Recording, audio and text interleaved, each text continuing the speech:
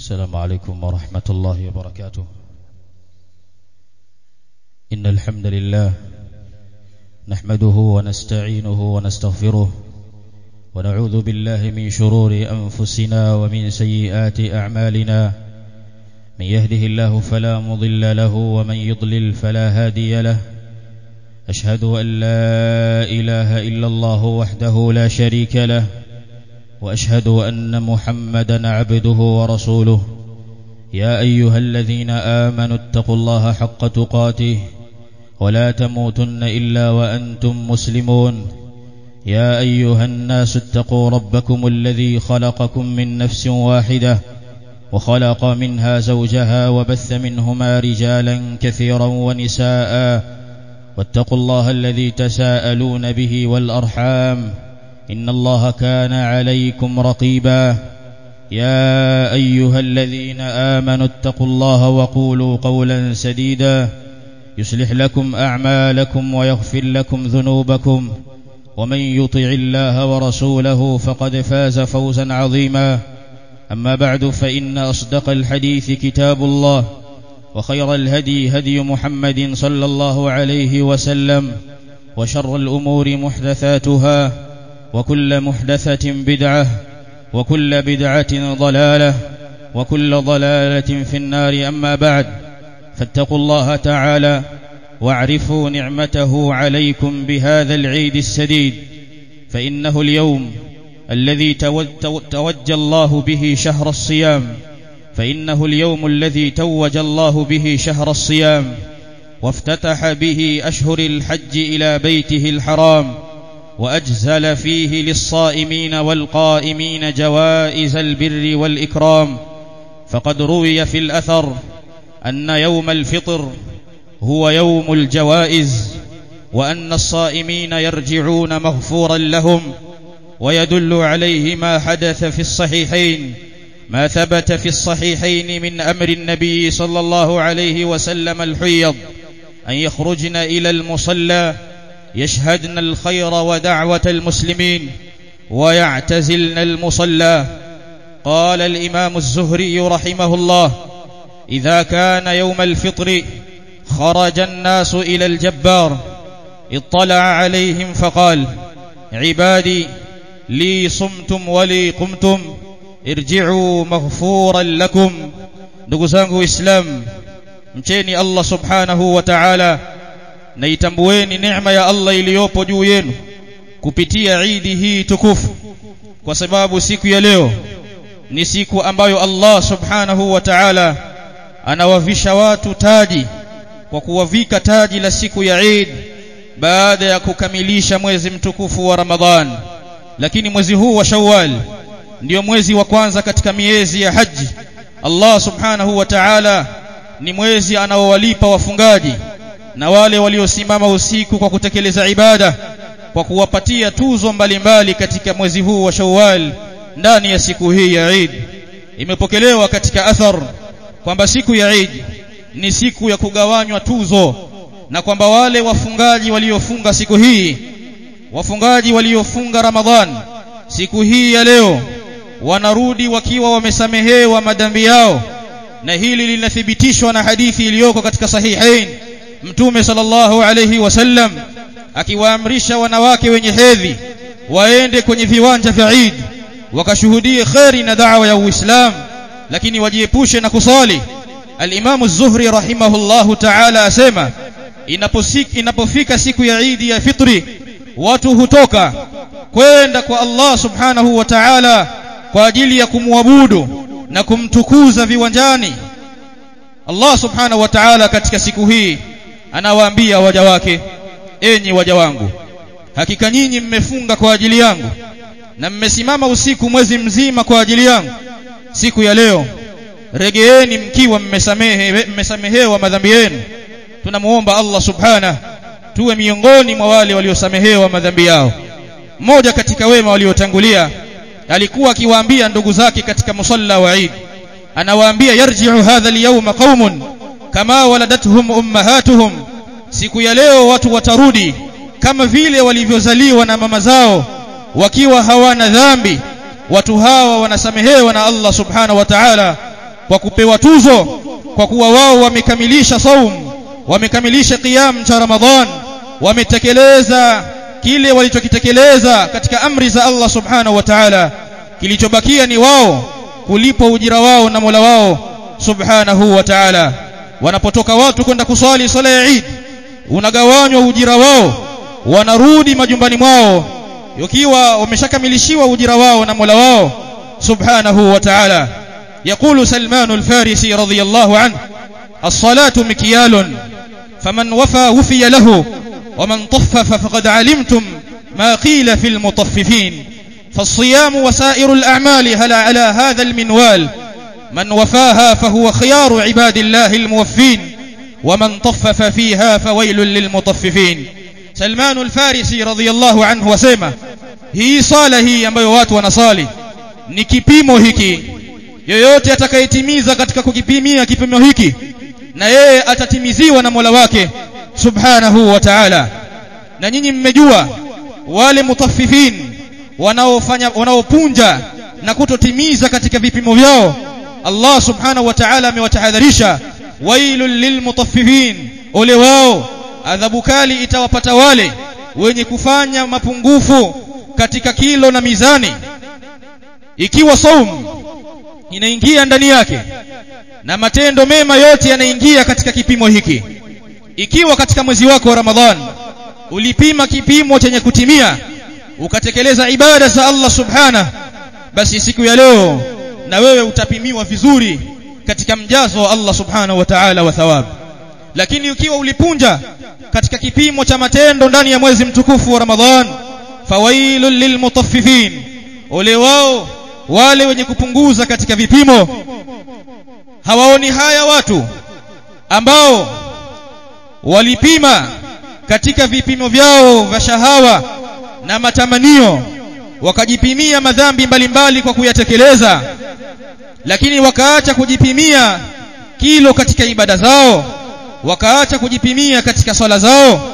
Watu hawa ni watu wabaya mbele ya Allah subhanahu wa ta'ala, kwa sababu siku ya kiyama watu watakwenda kulipwa matendo yao, na mwezi wa Ramadhan utakwenda kutoa ushuhuda mbele ya Allah subhanahu wa ta'ala juu ya yale tuliyoyafanya. Enyi waislamu waja wa Allah, walikuwa wema waliotangulia wakijitahidi katika kutekeleza matendo mema na kuyakamilisha matendo mema na kuendeleza matendo mema hata baada ya mwezi mtukufu wa Ramadhan. Na walikuwa wema waliotangulia wanatilia umuhimu jambo la wao kukubaliwa matendo yao, wakihofia sana matendo yao yasije yakaregeshwa mbele ya Mola wao subhanahu wa ta'ala. Hawa ni wale ambao Allah subhanahu wa ta'ala aliwazungumzia kwa kusema, walladhina yu'tuna ma atau wa qulubuhum wajilatun annahum ila rabbihim raji'un. Ni wale ambao wanapeana katika vile walivyopewa na Allah subhanahu wa ta'ala, hali ya kuwa nyoyo zao zina hofu. Watu hawa wana hofu, je, matendo tuliyoyafanya yamekubaliwa mbele ya Allah ama tulijitokesha bure ndani ya mwezi mtukufu wa Ramadhan? Amepokea Amirul Mu'minin Ali bin Abi Talib radhiyallahu anhu asema, kunu liqabuli al-amal ashadda ihtimaman minkum bil amal, ala tasma'u Allah azza wa jalla yaqul inma yataqabbalu Allahu min al-muttaqin. Ali bin Abi Talib asema, kuweni na hamu ya kukubaliwa kwa matendo yenu zaidi kuliko kuwa na hamu ya kufanya matendo mengi. Kuweni na hamu ya kule kukubaliwa matendo yenu. Uwe na wasiwasi kwenye moyo wako, ujiulize, je, matendo yangu yamekubaliwa? Kwa sababu Allah ana kanuni yake, anasema inma yataqabbalu Allahu minal muttaqin, hakika si vinginevyo Allah subhanahu anakubali matendo kutoka kwa wacha Mungu. Je, sisi ni miongoni mwa wacha Mungu ambao matendo yetu yatakubaliwa? Abdul Aziz bin Abi Rawad asema, adraktuhum, niliwadiriki wema waliotangulia, yajtahiduna fil amali salih, wakijitahidi katika kutekeleza matendo mema. Fa idha fa'aluhu, wanapokamilisha kutekeleza matendo mema, waqa'a alaihimul ham, wema waliopita walikuwa wakipatwa na wasiwasi, ayukbalu minhum am la, je, matendo yao yamekubaliwa au la hayakubaliwa? Mualla bin al-Fadl asema, kanu yad'una Allah 6 ashhurin an yuballighahum shahra Ramadan, walikuwa wakimuomba Allah miezi 6 kabla ya kuingia mwezi wa Ramadhani, miezi 6 kabla yake wakimuomba Allah awawezeshe kuudiriki mwezi mtukufu wa Ramadhani.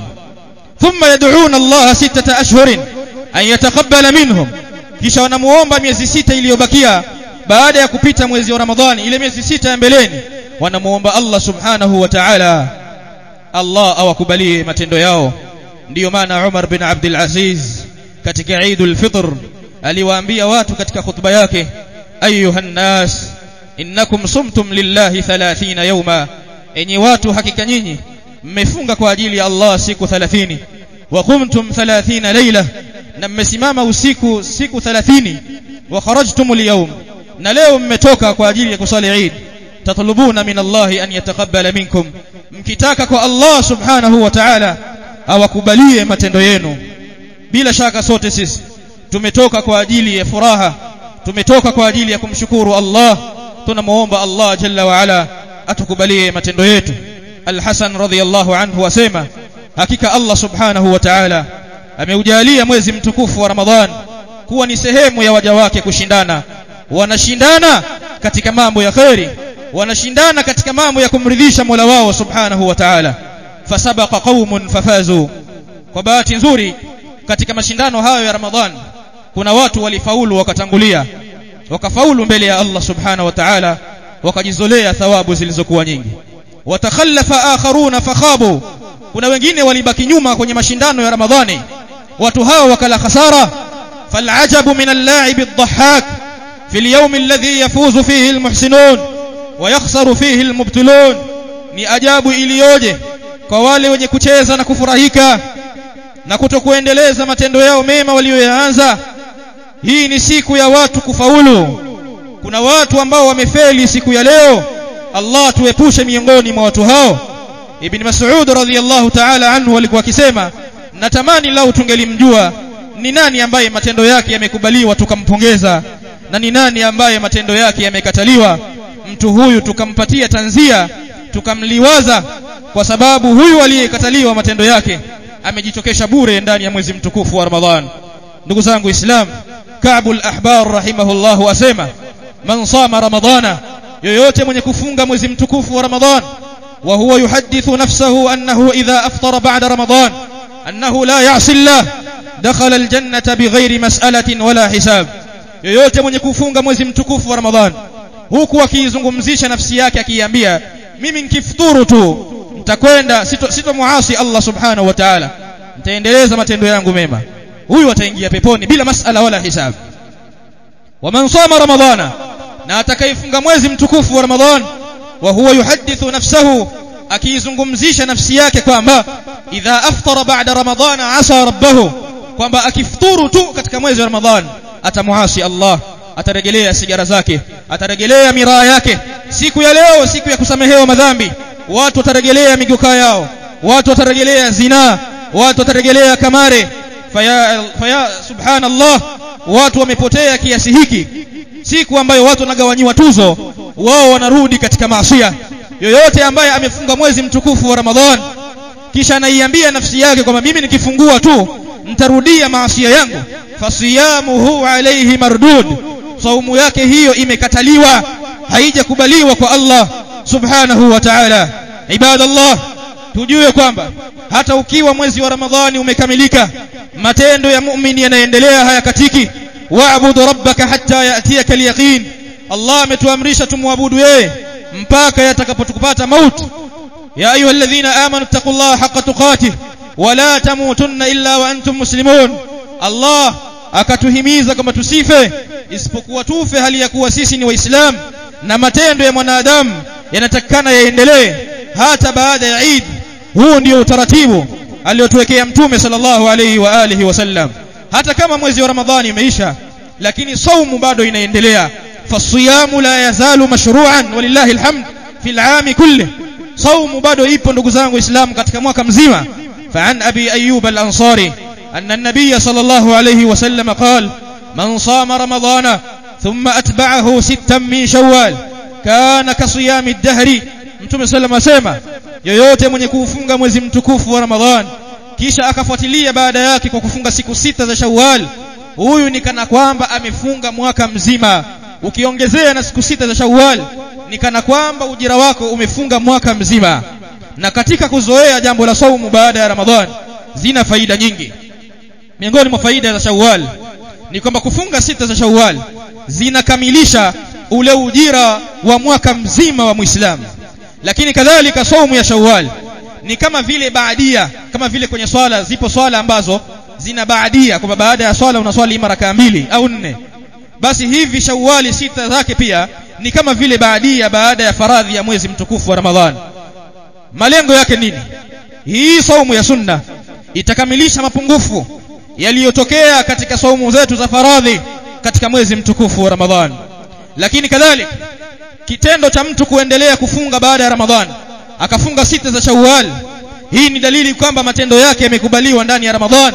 Fa inna Allaha idha taqabbala amala 'abdihi waffaqahu li'amalin salihin ba'dahu, kwa sababu Allah anapomkubalia mja wake matendo yake huwa anamuwezesha na kumpatia tawfik ya kuendelea kutenda mema baada yake. Ndio maana wakasema baadhi ya wema waliotangulia, thawabul hasana alhasanatu ba'daha, thawabu za jambo jema ni kuendelea kufanya jambo jema baada yake. Lakini kadhalika kufunga Shawwal ni sababu ya watu kusamehewa madhambi yao yaliyotangulia ya nyuma. Ndugu zangu Islam, hii ni siku ya watu kupokea tuzo kutoka kwa Allah subhanahu wa ta'ala. Qiyamul layli bado inaendelea. Mtume sallallahu alayhi wasallam alikuwa akiswali qiyamul layl mpaka miguu yake inavimba, inamuuma. Anaulizwa, ya Rasulullah, ataf'alu hadha waqad ghafara Allahu laka ma taqaddama min dhanbika wa ma ta'akhkhar? Hivi kwa nini unajichosha unafanya hivi? Unaswali miguu mpaka inavimba, inakuuma. Kwa nini unafanya hivi wakati wewe huna dhambi? Mtume sallam anawaambia, afala akunu abdan shakura, je, mimi nisiwe mja mwenye shukrani, nisiregeshe shukrani kwa Mola wangu subhanahu wa ta'ala? Ndugu zangu Islam, qiyamul layli bado ipo, haijaishia kwenye tarawih tu. Hata siku zingine za kawaida qiyamul layli bado ipo. Tuendeleze qiyamul layl, tusali majumbani mwetu, tuamshe familia zetu kwa ajili ya kutekeleza ibada ya Allah subhanahu wa ta'ala. Ndugu zangu Islam, tukimalizia kwamba siku ya leo ya Eid ni siku ambayo wamekusanyika Waislamu katika dunia yote kwa ajili ya kusali salatul Eid. Hii ni moja miongoni mwa nembo na alama za Uislamu kubwa, watu kukusanyika sehemu moja wakamtukuza na kumtaja Mola wao subhanahu wa ta'ala. Hii inadhihirisha juu ya nguvu ya Uislamu, juu ya ukarimu wa Uislamu, kwamba wanakusanyika matajiri na maskini, wenye nguvu na madhaifu, wasiokuwa na uwezo na wenye uwezo, wote wanashirikiana katika kutekeleza khairi ya Allah subhanahu wa ta'ala. Watu hao wamekusanyika mahali pamoja kwa ajili ya kuungana. Ukiwaona huwezi kuwabagua, huwezi kujua kwamba huyu ni tajiri au ni maskini. Wote wametoka kwa ajili ya salatul Eid. Huu ndio uzuri wa Uislamu, na maadui wa Uislamu siku zote hawataki kuuona Uislamu unapiga hatua. Siku zote maadui wa Uislamu wanaweka vikao kwa ajili ya kusambaratisha Uislamu. Ni juu ya Waislamu kuamka na kuwa macho na kuikamata dini yao, kwa sababu hii ndiyo rasilimali yetu tuliyobakia nayo itakayokwenda kutuokoa mbele ya Allah subhanahu wa ta'ala. Mataifa mbalimbali wanakaa vikao kwa ajili ya kusambaratisha Uislamu, kama ilivyokuja katika hadithi. Mtume sallam akaulizwa, wakati huo mataifa yatakapoketi kwa ajili ya kujadili Uislamu na kuusambaratisha, je, Waislamu watakuwa ni wachache, ni kidogo? Mtume anawaambia, la, ninyi wakati huo mtakuwa ni watu wengi sana, lakini wingi wenu ni kama povu tu, hamna kitu. Ni Waislamu madhaifu, hawana ibada, hawana hofu ya Mungu, hawawezi kumtishia mtu yoyote, hawamvutii yoyote kwenye matendo yao waingie kwenye Uislamu. Je, matendo yetu yanawavutia wasiokuwa Waislamu kuingia ndani ya Uislamu? Ndio maana tunapata udhalilifu, tunapigwa katika nchi mbalimbali, tunafanyiwa udhalilifu katika nchi mbalimbali kwa sababu tumeacha dini ya Allah subhanahu wa ta'ala. Udhalili huu la yanzi'uhu ankum, Allah hatauondoa udhalili huu kwetu sisi hatta tarji'u ila dinikum, mpaka watu watakapoamua kurudi kisawasawa katika dini ya Mola wao subhanahu wa ta'ala. Ndugu zangu Waislamu, huu Uislamu ad-dinu ra'sul mali fastamsik bihi, fadaya'uhu min a'zamil khusrani. Dini ni rasilimali yetu, tushikamane nayo. Kuipoteza dini ni miongoni mwa hasara kubwa. Na ukitaka kujua kwamba watu hawaitaki dini, angalia leo siku ya Eid, kanzu zitavuliwa, swala watu wataacha, adhkari watu wataacha, watu wote watarudi baharini, watarudi kwenye maasiya, watarudi kwenye kumuasi na kumkasirisha Mola wao subhanahu wa ta'ala. Unafikiria kwa Uislamu huu wa ujanja lini tutapata nusra ya Allah subhanahu wa ta'ala? Ndugu zangu Islam, hata kama mwezi wa Ramadhani umeisha, bado ibada zinaendelea. Mtume sallallahu alayhi wa alihi wasallam ametuamrisha tuendelee na ibada, na kwamba yule mwenye kufanya ibada huyu anafanya kwa maslahi ya nafsi zake, anafanya kwa maslahi ya nafsi yake, kwa sababu ni yeye atakayekwenda kusimamishwa peke yake mbele ya Allah subhanahu wa ta'ala. Ndugu zangu Islam, jambo la mwisho, tukumbuke jambo la kutoa sadaka kwa wingi. Tuwakumbuke ndugu zetu Waislamu wahitaji, na tujue kwamba sadaka inafuta makosa yote, kama vile maji yanavyouzima moto. Sadaka inazima na kutuliza hasira za Allah subhanahu wa ta'ala. Haimpasi kwa Muislamu akawa yeye mwenye kufurahikia Idi na jirani yake ana njaa. Haimpasi kwa Muislamu akawa amemnunulia nguo mtoto wake na mtoto wa jirani amevaa matambara, baba yake amefariki dunia, mama yake hana uwezo. Wakawa hatuwaangalii mayatima wa Kiislamu, hatuwaangalii wasiojiweza katika Uislamu. Tutakwenda ulizwa mbele ya Allah subhanahu wa ta'ala kwamba sisi tunafurahia na kuna wenzetu siku ya leo wana huzuni. Ndugu zangu Islam, kuna watu wana maradhi wamekaa kwenye vitanda mwaka mzima. Leo twende tukawatembelee, tuwajulie ndugu zetu, tuwatie furaha, tuwaunge mkono. Hii ndiyo maana ya siku ya Eid. Kila mmoja katika Waislamu, mgonjwa na mzima, afurahikie Eid ya Allah subhanahu wa ta'ala. Ndugu zangu Islam, tuwakumbuke wasiojiweza. Tutoeni sadaka kwa ajili ya kujenga akhira yetu, kwa sababu hakuna ambacho kitatuokoa mbele ya Allah isipokuwa kile ambacho tumekitanguliza kwenye nafsi zetu. Tunamuomba Allah subhanahu wa ta'ala atuwafikie, atutangulizie matendo yetu mpaka siku ya kiyama twende tukayapate. Ajalie matendo yetu tuliyoyafanya ndani ya mwezi mtukufu wa Ramadhan iwe ni sababu ya sisi kuingia katika pepo ya Allah subhanahu wa ta'ala. Allahumma thabbitna ala al-iman wal amal as-salih wa ahyina hayatan tayyibah wa alhiqna bis-salihin.